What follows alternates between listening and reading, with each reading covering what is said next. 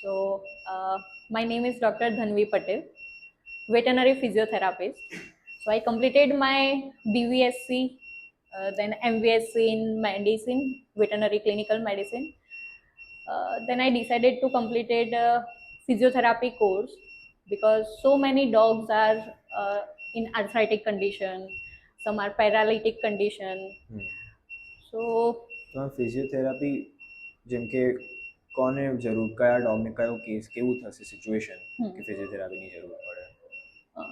so sometimes we can observe કે જે ડોગ્સમાં લિમ્પિંગ થતું હોય છે, ક્યારેક એક પગ ઉપર રાખે છે, ઘણા ડોગ્સ બેસીને ઊભા થવામાં તકલીફ પડતી હોય છે, આર્થરાઇટિક ચેન્જીસ જોવા મળતા હોય છે, આફ્ટર એજીસ આઈવીડીડી સિચ્યુએશન્સ જોવા મળે છે, ગેટ અલગ થઈ જાય છે. તો આ બધું નેચરલી થાય કે કેવી રીતે થાય? Most of we can say hip dysplasia. So એ એવું કહેવાય છે કે જીનેટિકલી છે જ. તો એ કેસીસમાં યસ જીનેટિકલી છે એટલે જોવા મળે છે.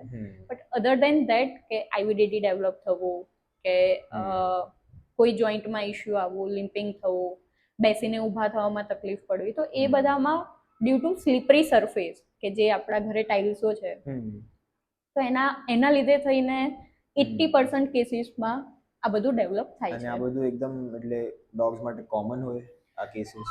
હા, ડોગ્સ માટે કોમન હોય છે. જેમ હ્યુમન બીંગ્સમાં આફ્ટર એજીસ કોઈના કોઈ કોમ્પ્લિકેશન્સ આવે છે, સેમ ડોગ્સમાં પણ આફ્ટર એજીસ કોમ્પ્લિકેશન્સ આવે જ છે. પેરાલિટિક અટેક ઘણી બધી કન્ડિશન્સના લીધે આવે છે. કોઈ નર્વ ડેમેજ થતી હોય છે, ક્યારેક એકદમથી જ ઊભા થવામાં ટેન્ડન કે લિગામેન્ટમાં ડેમેજ થયું તો બી થતું હોય છે. ટીક ફીવરના લીધે પેરાલિટિક અટેક આવતા હોય છે. તો મેમ તમને તમે ફિઝિયોથેરાપી કેવી રીતે, તમે જે કોલેજમાં હતા તમે ત્યારે તમને ખબર પડી કે કેવી રીતે? યસ, સો આ ક્વેશ્ચન બહુ બધા લોકોએ પૂછ્યું કે came out of the box તમે ગયા, રાઈટ?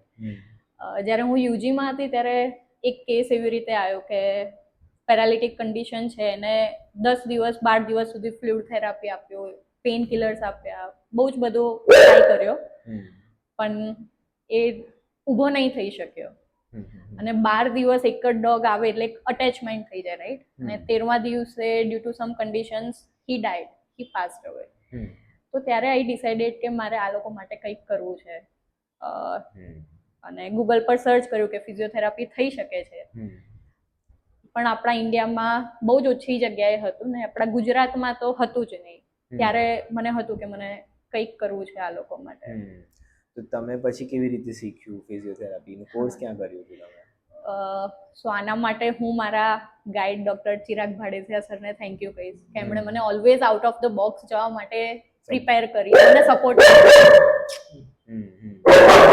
નો ટાઈમ. સો મારું એવું હતું કે મારે ઓલ્ટરનેટિવ મેડિસિન્સમાં જ કંઈક કરવું છે. અને ફિઝિયોથેરાપી માટે મારું જ્યારે માસ્ટર્સ ચાલુ હતું ત્યારે મને એ સરે ખૂબ સપોર્ટ કર્યો.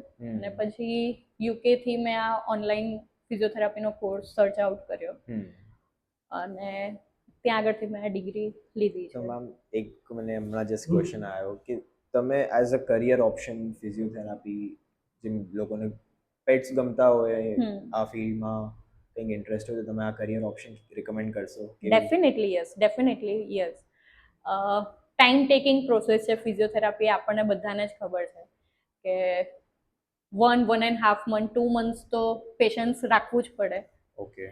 પણ આ ફિલ્ડ માટે હું સજેસ્ટ એટલે કરીશ કે જ્યારે આ બચ્ચું ઊભું થાય છે ને, કમ્પ્લીટલી પેરાલાઇઝડ હોય, ચારે પગમાંથી એક પણ પગ સહેજ પણ વર્ક ના કરતું હોય ને ત્યારે ઊભું થઈને 2 મહિના પછી ક્લિનિકમાં આવે ને ત્યારે હેપીનેસ અલગ હોય છે.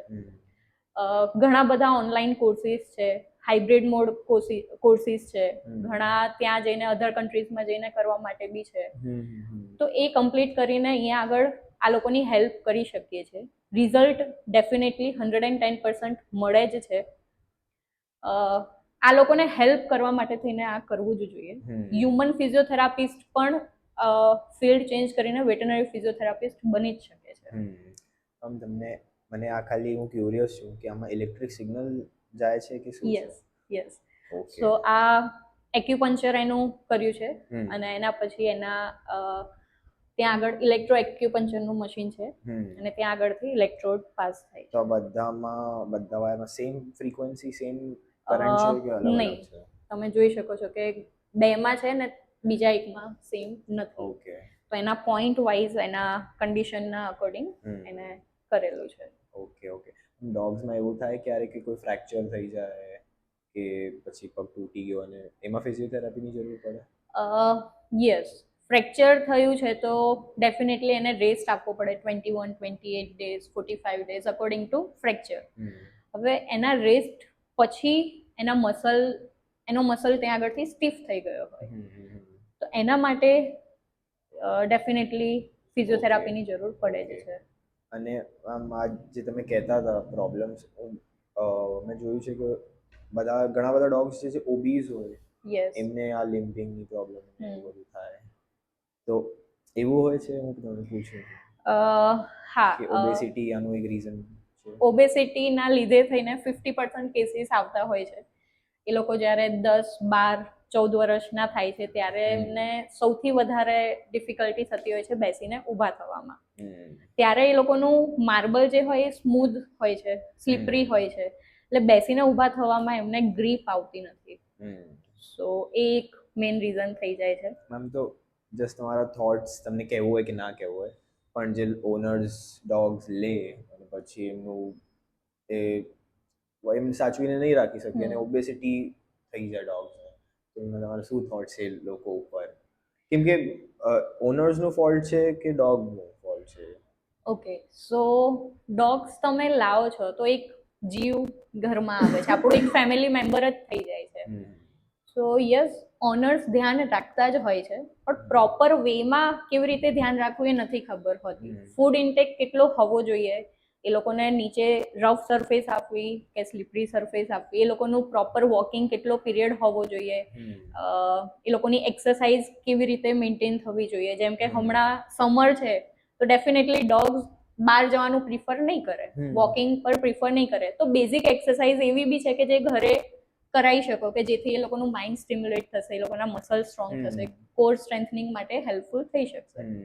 તો યસ, હું દરેક પેટ પેરેન્ટ્સને કહીશ કે ડોગ એ સામે આપણે જેટલો લવ કરશું ને એનાથી 110% મોર એ સામે લવ આપશે. પણ એનો મતલબ એવો નથી કે આપણે એને એની મરજી પ્રમાણે જ કરવા દઈએ. એને કમ્પલસરી એક્સરસાઇઝ કરવાનો, એનો ફૂડ ઇન્ટેક આપણા કંટ્રોલમાં છે કે આપણે એને કેટલું ખાવાનું આપવું. મેમ, તમારી પાસે ડોગ છે? ના, મારા પોતાના પાસે નથી, મારી પાસે બર્ડ્સ છે. ઓકે. પણ આ બધા મારા જ ડોગ્સ છે, બીકોઝ એવરી ડે 1 કલાક આ લોકો જોડે સ્પેન્ડ કરવો એટલે મને એવું લાગે કે આ મારા પોતાના જ છે. તમે કેટ્સની ફિઝિયોથેરાપી કેટ્સની પણ થાય? બીજા કોઈ એનિમલ્સની? ઓલમોસ્ટ બધા જ એનિમલ્સની. ઓકે.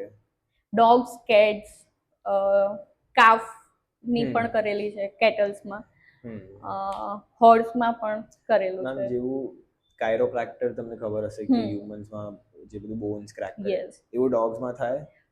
યસ, એવું થાય છે.